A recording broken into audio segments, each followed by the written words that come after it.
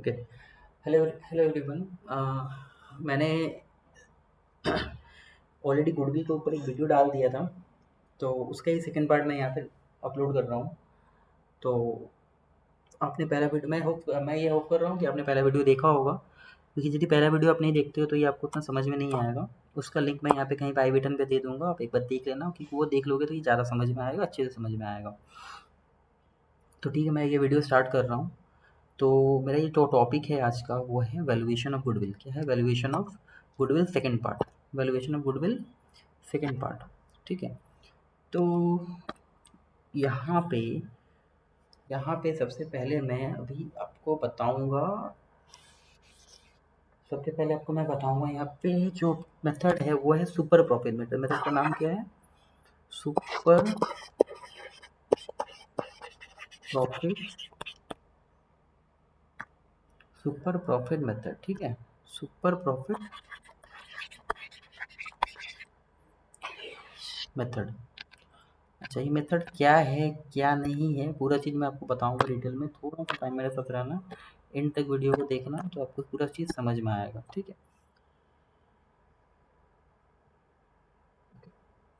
अच्छा, सबसे पहले मुझे यहाँ पे क्या एक्सप्लेन करना है? Super profit. सुपर प्रॉफिट क्या होता है?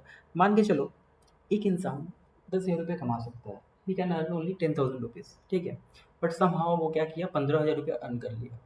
समहाउ वो क्या किया, 15,000 रुपया अर्न कर लिया। तो जैसे मैंने एक्चुअली यहाँ पे लिखा है 15,000, और नॉर्मल मैंने क्या लिख रहा हूँ, नॉर्मली वो कितना अर्न कर सकता है? 10,000 रुपीज़। तो वो एक्स्ट्रा कितना अर्न कर रहा है यहाँ पे? एक्स्ट्रा वो कितना अर्न कर रहा है? 5,000 रुपीज़। तो 5,000 को मैं यहाँ पे क्या मानूंगा? Super profit. ठीक है, सुपर प्रॉफिट। सुपर प्रॉफिट मतलब मैं नॉर्मली जितना अर्न कर सकता हूँ उससे मैं जितना ज़्यादा अर्न कर रहा हूँ एक्चुअली, जो डिफरेंस होगा, डिफरेंस क्या होगा? Super profit. अब यहाँ पे मेरा प्रॉब्लम क्या है कि अच्छा, यहाँ पे मेरा क्राइटेरिया क्या है कि मुझे गुडविल निकालना है। क्या निकालना है? गुडविल निकालना है। तो गुडविल का फॉर्मूला क्या होता है? फॉर्मूला कुछ नहीं है, जस्ट यहाँ पे सुपर प्रॉफिट जो आपको आएगा उसको मल्टीप्लाई करना ईयर ऑफ परचेस से, ईयर ऑफ परचेस से। ठीक है। अब सुपर प्रॉफिट कैलकुलेट करने के लिए मेरे को दो डेटा चाहिए। दो डेटा क्या है? पहला है एक्चुअल प्रॉफिट, दूसरा क्या है? Normal profit. तो देखो, पहले हम बात करता हूँ मैं एक्चुअल प्रॉफिट का। पहले मैं बात करता हूँ एक्चुअल प्रॉफिट का। एक्चुअल प्रॉफिट क्या है? लाइक ऐसा कुछ नहीं है। एक्चुअल प्रॉफिट जो भी है वो मेरे जो हम लोग एवरेज प्रॉफिट, क्या एवरेज प्रॉफिट, आप प्लीज़ लास्ट वीडियो में देखना, एवरेज प्रॉफिट कैसे निकाला जाता है उसमें मैं बहुत अच्छे से बताया है, बहुत अच्छे से बताया है। ठीक है। और नॉर्मल प्रॉफिट क्या होता है? देखो, ये नया है, इसको मैं थोड़ा बताता हूँ। नॉर्मल प्रॉफिट का मतलब क्या होता है कि बिजनेस में जितना कैपिटल अपने पास होता है, बिजनेस में जितना पास अपने पास कैपिटल होता है, कैपिटल एम्प्लॉयड इसको हम बोलते हैं, कैपिटल एम्प्लॉयड को अपने को मल्टीप्लाई करना पड़ता है नॉर्मल रेट ऑफ रिटर्न, जिसको मैं क्या बोल रहा हूँ? NROR, normal rate of return. तो देखो, एक्चुअल प्रॉफिट कैसे निकालूंगा मैं? एवरेज प्रॉफिट करके। नॉर्मल प्रॉफिट कैसे निकालूंगा? Capital employed into NROR, capital employed into NROR। देखो, मेरा बिजनेस में 1 लाख का कैपिटल है, नॉर्मली मैं कितना कमा पाता हूँ? नॉर्मली मैं अर्न कर सकता हूँ 10%। तो मेरा नॉर्मल प्रॉफिट कितना होगा? 1 लाख इंटू 10% इक्वल 10,000।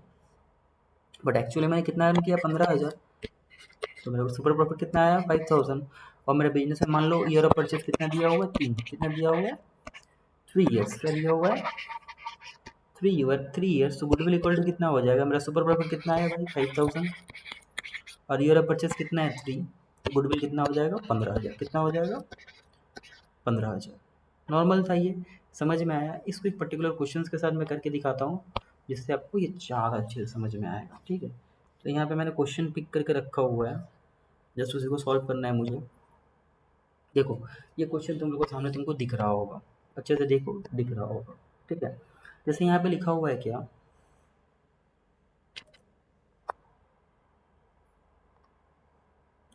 ये लिखा हुआ है a firm earned net profit during the last 3 year. पहला बोला 18,000, दूसरा बोला 20,000, तीसरा बोला 22,000। जस्ट देखो, इसको मैं यदि एवरेज प्रॉफिट, अच्छा, ये एक्चुअल प्रॉफिट दिया हुआ है। क्या दिया हुआ है? एक्चुअल प्रॉफिट दिया हुआ है। ठीक है। तो यहाँ से मैं क्या कैलकुलेट कर सकता हूँ? देखो, पहले मुझे क्या चाहिए सुपर प्रॉफिट निकालने के लिए? पहले मुझे क्या चाहिए सुपर प्रॉफिट निकालने के लिए? बताओ बताओ, पहले मुझे चाहिए एवरेज प्रॉफिट। पहले मुझे क्या चाहिए? Average profit. ठीक है, तो पहले मुझे एवरेज प्रॉफिट चाहिए। तो एवरेज प्रॉफिट इक्वल टू क्या होगा? 18,000 प्लस 20,000 प्लस 22,000 डिवाइड बाई 3। तो मेरा आ जाएगा 18,000 प्लस 20,000 प्लस 22,000 डिवाइड बाई 3। मेरा ये एवरेज प्रॉफिट कितना आ गया? 20,000। ठीक है, दूसरा डेटा मुझे क्या चाहिए? Normal profit. क्या चाहिए? Normal profit. इसका फॉर्मूला मैंने क्या बताया है? Capital employed into NROR। ठीक है, आराम से देखना यहाँ पे बिजनेस में कैपिटल एम्प्लॉयड कितना है? The capital investment of the firm is 60,000। कितना? 60,000। And the normal rate of return is 10%। कितना? 10%। तो इस हिसाब से देखना मेरा नॉर्मल प्रॉफिट क्या आ जाएगा? कैपिटल एम्प्लॉयड मेरा कितना है? 60,000 multiply by 10% equal to 6,000। 6,000 normal है, समझ में आया होगा। तो एवरेज प्रॉफिट भी मेरे पास में है या नॉर्मल प्रॉफिट भी मेरे पास में है। तो सुपर प्रॉफिट इक्वल टू मैंने क्या बताया था? Average profit minus normal profit, जो कि मेरा आ जाएगा 20,000 माइनस 6,000। तो ये मेरा आ जाएगा 14,000। कितना आ जाएगा? 14,000। इस क्वेश्चन में कहीं ना कहीं और एक चीज़ दिया होगा कि calculate the value of goodwill. यहाँ पे क्या लिखा हुआ है? Calculate the value of goodwill on the basis of 3 years purchase. 3 year purchase of average profit. तो मेरा YOP जो मुझे चाहिए होता था, YOP, वो यहाँ पे कितना साल है? 3 ईयर्स है। कितना है? 3 ईयर्स है। तो मेरा गुडविल इक्वल टू क्या हो जाएगा? गुडविल इक्वल टू हो जाएगा super profit into YOP। Super profit into YOP। Super profit into YOP मतलब क्या? मतलब यहाँ पे 14,000 multiply by 3। 14,000 multiply by 3। 14,000 multiply by 3 मेरा आ जाएगा 42,000। क्या आ जाएगा? 42,000। ये एक सम्स को ये हुआ एक नॉर्मल सम, जहाँ पे सारा डेटा ऐसे दिया रहेगा, अपने को जस्ट इसको कैलकुलेट कर लेना है। देखो, इस सम में प्रॉब्लम कहीं नहीं आना। इस सम में प्रॉब्लम कहीं नहीं आना है। इस सम में प्रॉब्लम जो आएगा सिर्फ और सिर्फ एक डेटा को निकालने के लिए आएगा। वो डेटा है कैपिटल एम्प्लॉयड। क्या? Capital employed. मैं यहाँ पे कैपिटल एम्प्लॉयड को ट्राई करूँगा, अच्छे से समझाऊंगा, उसके बाद उससे रिलेटेड एक क्वेश्चन करूँगा। ठीक है, तो मैं स्टार्ट करता हूँ कैपिटल एम्प्लॉयड को समझाने का। क्योंकि देखो, समझ में ही आ रहा होगा तुम लोग को, यदि कैपिटल एम्प्लॉयड दे रहा है तो इस सब में तो और कुछ करना है नहीं। एवरेज प्रॉफिट अपने को निकालना आता ही है ना? एवरेज प्रॉफिट अपने को निकालना आता ही है। सुपर प्रॉफिट में क्या करना है? Average profit minus normal profit करना है, जो कि बहुत आसान है। तो बच रहा है NROR। तो NROR हमको लिख के देगा ही, कोई प्रॉब्लम नहीं है। NROR हमको लिख के देगा ही। तो बचेगा क्या बॉस? बचेगा अपना सिर्फ और सिर्फ कैपिटल एम्प्लॉयड, जो मुझे निकालना सीखना होगा। तो मैं अभी तुमको या आपको कैपिटल एम्प्लॉयड निकालना सिखाऊंगा। तो मैं मूव कर रहा हूँ यहाँ पे सबसे पहले कैपिटल एम्प्लॉयड की तरफ। तो अभी मैं स्टार्ट कर रहा हूँ यहाँ पे क्या? Capital employed. क्या?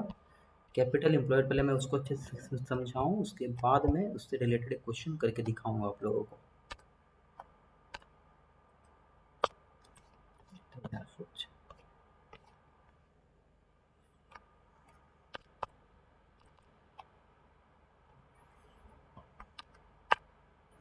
ठीक है, तो यहाँ पे मैं भी क्या करने वाला हूँ? कैपिटल एम्प्लॉयड करने वाला हूँ। अच्छा,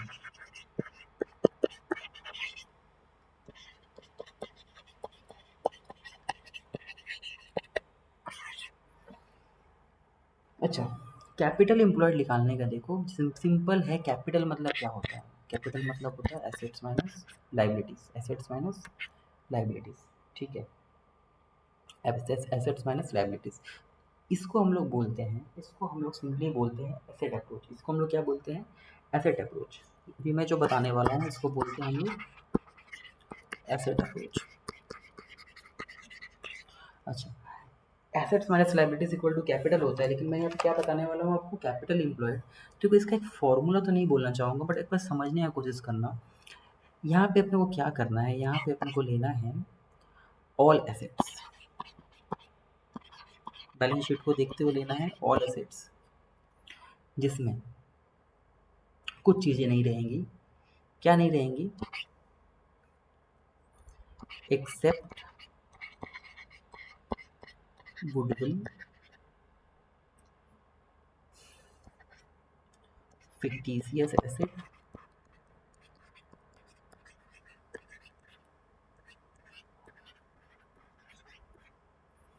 और एक चीज़ है जिसको हम लोग बोलते हैं नॉन ट्रेड इन्वेस्टमेंट। क्या बोलते हैं?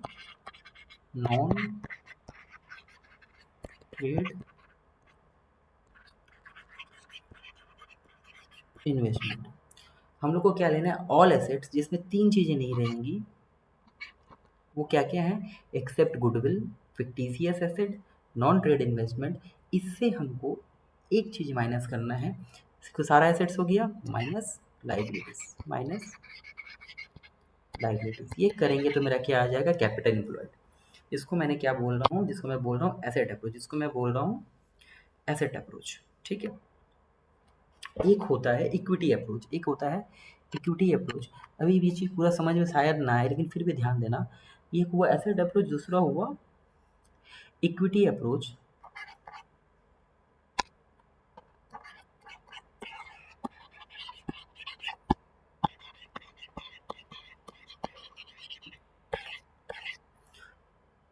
इसमें अपने को क्या लेना है? लेना है कैपिटल प्लस रिजर्व, जो भी होगा उससे माइनस करना है। ध्यान देना, fictitious asset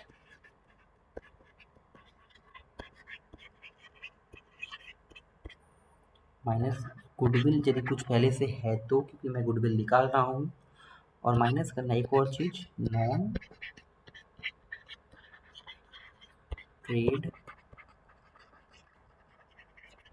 investment, non trade investment. ठीक है। अब थोड़ा सा इसको एक सब समझते हैं। कैपिटल एम्प्लॉयड में मुझे क्या क्या करना है? कैपिटल एम्प्लॉयड निकालना है, जिसका फॉर्मूला क्या होता है? एसेट माइनस लायबिलिटीज, जिसको हम लोग बोलते हैं एसेट अप्रोच, जिसको हम लोग बोलते हैं क्या? एसेट अप्रोच, जिसको हम लोग बोलते हैं एसेट अप्रोच। ठीक है। अब एसेट अप्रोच के हिसाब से हमको क्या करना है? एसेट माइनस लायबिलिटी करते समय देखो मुझे सारा एसेट्स लेना है, लेकिन कुछ एसेट्स को बाद दे देना है, क्योंकि देखो पहला जो एसेट बाद जाएगा वो है गुडविल, क्योंकि मैं गुडविल निकाल रहा हूँ। फिक्टिशियस एसेट क्या होता है? इसमें दो तीन चीज़ें आती हैं, देखो ध्यान से मैं बता देता हूँ। एक होता है एडवर्टीजमेंट सस्पेंस। क्या होता है एडवर्टीजमेंट सस्पेंस? दूसरा क्या होता है? Preliminary expenses, preliminary expenses. उसको मैं एक्सप्लेन नहीं कर रहा हूँ यहाँ पे। और यहाँ पे क्या है? Non trade investment. क्या है? Non trade investment. देखो इन्वेस्टमेंट दो तरह का होता है, एक होता है ट्रेड इन्वेस्टमेंट, एक होता है non trade investment. Trade investment क्या होता है? जो हम लोग जिस इन्वेस्टमेंट सिंपली हम एसेट्स में मतलब स्टॉक्स में क्या कर रहे हैं? ट्रेड कर रहे हैं, रेगुलर बेसिस पे परचेज सेल कर रहे हैं, तो उसको हम क्या बोलते हैं? Trade investment. तो जिसको हमको एसेट में कंसिडर करना है। नॉन ट्रेड इन्वेस्टमेंट क्या होता है? कि जिस एसेट को, जिस इन्वेस्टमेंट को मैंने बाई करके लंबे समय के लिए छोड़ दिया, उसको बोलते हैं नॉन ट्रेड इन्वेस्टमेंट। तो उस इन्वेस्टमेंट को हमको यहाँ से क्या कर देना है? रिमूव कर देना है। फिर से मैं बता रहा हूँ, ऑल एसेट जिसमें क्या करना है? Except goodwill, fictitious asset, non trade investment minus liabilities. दूसरा अप्रोच क्या है? इक्विटी अप्रोच है, इसको लायबिलिटी अप्रोच भी बोलते हैं, जिसमें सेम चीज़ है। मुझे क्या क्या करना है? कैपिटल के साथ में रिजर्व ऐड करना है, फिक्टिशियस एसेट माइनस करना है, और गुडविल माइनस करना है, और नॉन ट्रेड इन्वेस्टमेंट माइनस करना है। ये डेटा सब अवेलेबल रहेगा तो माइनस करेंगे, नहीं रहेगा तो नहीं माइनस करें। ये फॉर्मूला आप एक बार देख लेना। ठीक है। इसके बाद में इस फॉर्मूला से रिलेटेड कैपिटल एम्प्लॉयड निकाल के सुपर प्रॉफिट के एग्जाम कराने वाला हूँ।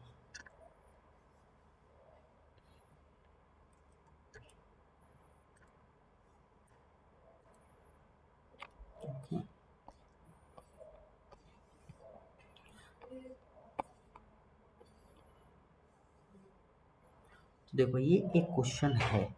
ठीक है। इस क्वेश्चन को मैं अभी करूँगा,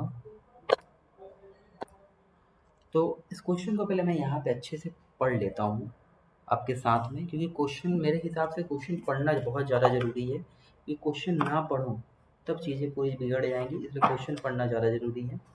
क्वेश्चन को अच्छे से पढ़ता हूँ तुम लोगों के साथ में, उसके बाद इस सम को मैं बनाऊंगा।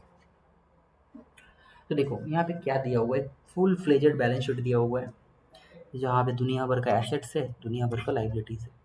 ठीक है, बैलेंस शीट को मैं बाद में पढ़ूंगा। नीचे में कुछ डेटा लिखा हुआ है, देखो वहाँ पे क्या है, एवरेज प्रॉफिट 1,25,000। ये कैलकुलेट नहीं करना है, ये लिख के दिया हुआ है, ये लिख के दिया हुआ है। ठीक है, बोला you are to calculate goodwill 3 years purchase of super profit if the normal rate of return is 15%। सम समझना, एक बार सम समझोगे तो मज़ा आएगा, नहीं तो मज़ा नहीं आने वाला है। देखो सुपर प्रॉफिट इक्वल टू क्या होता है, average profit minus normal profit, जहाँ पे एवरेज प्रॉफिट लिख के दिया है 1,25,000। नॉर्मल प्रॉफिट इक्वल टू क्या होता है, capital employed. Normal profit equal to क्या होता है, capital employed into NR over.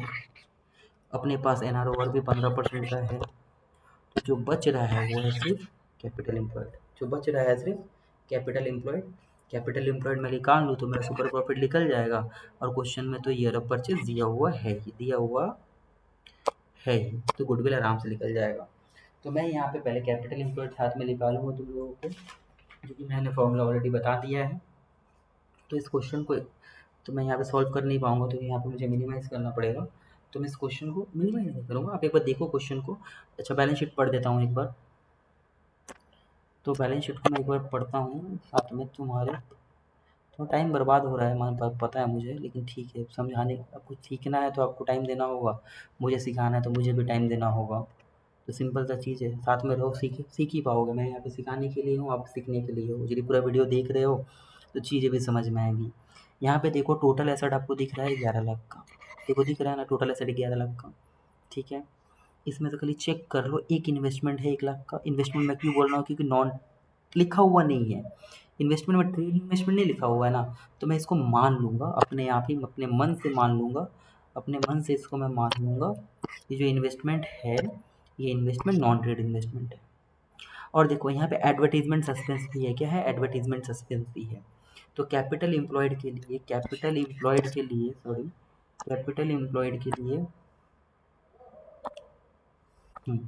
Capital employed के लिए मुझे क्या चाहिए, ऑल एसेट्स। क्या चाहिए, ऑल एसेट्स, जो कि 11 लाख का है, 11 लाख है।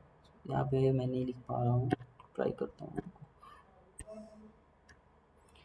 यहाँ पे कैपिटल एम्प्लॉयड के लिए मुझे क्या चाहिए, ऑल एसेट्स। मुझे क्या चाहिए, ऑल एसेट, जिसमें से मुझे माइनस करना पड़ेगा ये इन्वेस्टमेंट का 1 लाख और ये एडवर्टीजमेंट सस्पेंस का 50,000। ठीक है, और मैं क्या माइनस करूँगा, आउटसाइड लाइबिलिटीज़। क्या मैं माइनस करूँगा, आउटसाइड लाइबिलिटीज़। तो यहाँ आउटसाइड लाइबिलिटीज़ क्या क्या है, तो चेक करना है। यहाँ पे मुझे 3 लाइबिलिटी दिख रहे हैं, यहाँ पे मुझे 3 लाइबिलिटी दिख रहे हैं, जो कि है ये, सॉरी, जो कि है ये, creditors, outstanding expenses, cash, credit and bank. तो देखो एक बार कैलकुलेट करो कैलकुलेटर पर, तुमको आ जाएगा समझ में। Capital employed equal to all assets मेरा 11 लाख का है। शिट यार, कोई नहीं, चलो। ऑल एसेट्स मेरा कितना है, 11 लाख का है। ठीक है, जिसमें से मेरा इन्वेस्टमेंट, नॉन ट्रेड इन्वेस्टमेंट मैं मान रहा हूँ, वो 1 लाख का है। ठीक है, और मेरा एडवर्टीजमेंट सस्पेंस कितना है, 50,000। कितना है, 50,000। ठीक है, 11 lakh minus 1 lakh minus 50,000, minus क्या था, all assets minus outside liabilities. तो आउटसाइड लाइबिलिटीज देखो, 3,10,000, 90,000, कितना आ जा रहा है, 4 लैक्स। कितना आ रहा है,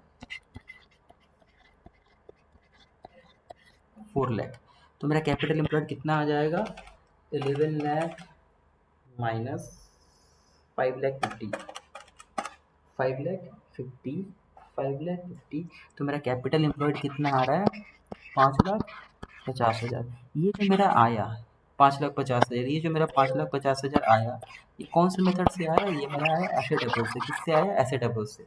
इसी सेम 5,50,000 को मुझे लाइबिलिटी अप्रोच से भी कैलकुलेट करना पड़ेगा, है ना।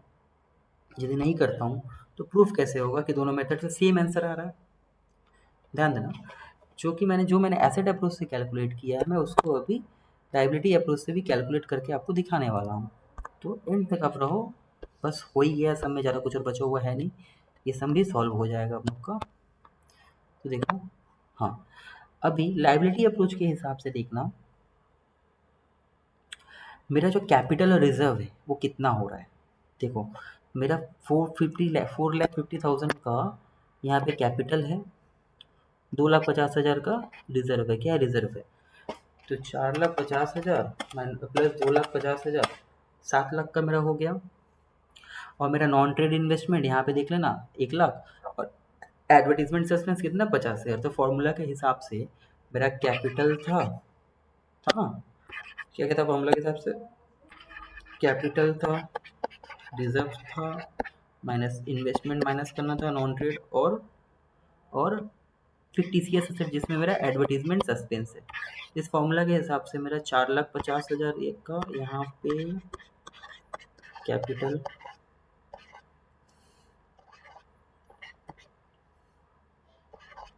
रिजर्व मेरा कितना है, 2 लाख, 2,50,000 का रिजर्व, इन्वेस्टमेंट 1 लाख का, और एडवर्टीजमेंट सस्पेंस कितना, 50,000 का। तो ये कैलकुलेट करने से मेरा 5,50,000 यहाँ पे भी आ रहा है, 5,50,000 यहाँ पे भी आ रहा है। ठीक है, तो पूरा डेटा मेरे पास अब रेडी हो चुका है। अब इस सम को मैं फटाक से सॉल्व कर दूंगा, ध्यान से देखना, फटाक से सॉल्व, मतलब वही यार, मतलब जो भी है मैं सॉल्व करने वाला हूँ इस सम को। इस सम को सॉल्व करने के लिए जो मेरा डेटा का रिक्वायरमेंट था, मुझे क्या निकालना होगा सबसे पहले। अरे यार, इसको ऑपरेट करना भी एक तो झमेला है, लेकिन ठीक है, कोई धीरे धीरे सीख रहा हूँ। मुझे पिन चेंज करना होगा, कोई गंदा है थोड़ा। तो सबसे पहले मुझे क्या चाहिए था, सबसे पहले मुझे चाहिए था यहाँ पे क्वेश्चन के हिसाब से एवरेज प्रॉफिट। क्या चाहिए था, एवरेज प्रॉफिट। तो यहाँ पे मेरा एवरेज प्रॉफिट हो रहा था, जो क्वेश्चन में दिया हुआ था, 1,25,000। फिर मुझे क्या निकालना था, नॉर्मल प्रॉफिट, जिसका फॉर्मूला मैंने बताया था, capital employed into N R over. ऊपर मैंने कैपिटल एम्प्लॉयड निकाल के आपको दिखाया है, जो कि था 5,50,000 इंटू 15% इंटू 15%, 82,500, 82,500। तो मेरा सुपर प्रॉफिट कितना आ जाएगा, मेरा आ रहा है सुपर प्रॉफिट, मेरा जो आ रहा है वो आ रहा है 42,500। अब क्वेश्चन में मेरा वाईओपी कितना था, 3 साल का। वाईओपी कितना था, 3 साल का। वाईओपी कितना था, 3 साल का। तो हेंस मेरा goodwill equal to super profit into YOP, तो by 42,500 multiply by 3, 42,500 multiply by 3, यहाँ पे गुडविल आया है 127,500। तो ठीक है, होपफुली आपको ये समझ में आया होगा। जो मैंने आपको बताया है, ये है गुडविल का calculation as per super profit method, as per super profit method. ठीक है, इजी था। बस यहाँ पे मुझे जो समझना था सुपर प्रॉफिट में, जो फॉर्मूला मैंने आपको बताया एंड में, हाँ, ये फॉर्मूला जो बताया, बस ये फॉर्मूला को मुझे ध्यान रखना है, अपने आप समझ में जाएगा, क्योंकि मुझे यहाँ पे जो इंपॉर्टेंट है वो कैपिटल एम्प्लॉयड निकालना है। तो ठीक है, इस वीडियो को मैं यहाँ पे ख़त्म कर रहा हूँ। नेक्स्ट वीडियो में मैं यहाँ पे गुडविल फिर से कैलकुलेट करना सिखाऊंगा as per capitalization of super profit and capitalization of average profit method. यार थोड़ा टाइम लग रहा है वीडियो को रिकॉर्ड करने में, शूट करने में, अपलोड करने में, बट ठीक है, मैं थोड़ा टाइम ले रहा हूँ, बट मैं धीरे धीरे करके सारी चीज़ों को आपको सिखाने की कोशिश करूँगा। आप जब तक यहाँ तक वीडियो को देख रहे हो तो प्लीज़ थैंक यू, सपोर्ट करो मुझे जितना सपोर्ट कर सकते हो। Thank you so much. Next video में capitalization of super profit and capitalization of average profit के ऊपर लाने वाला हूँ। Okay, bye for now.